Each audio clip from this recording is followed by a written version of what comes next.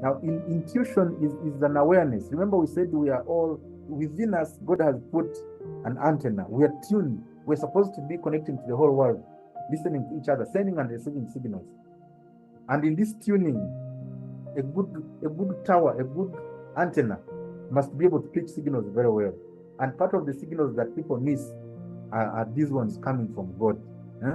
We usually say that you have to know that in that book I did of Ultimate Masters, Becoming Ultimate Masters, at the beginning I put this simple, because when you ask God, God can show you some things and you see them clearly.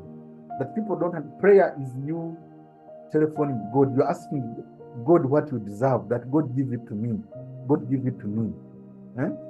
But intuition is as important, if not more important than prayer. Because for it is God now telephoning you. So you have to learn to listen, to have an ear that listens, so that you get signals of what is, where to go. You hear something telling you call so and so, and then you see that that person had a message for you. You will be on the street, something tells you look right, and you see your OB you last saw 20 years ago.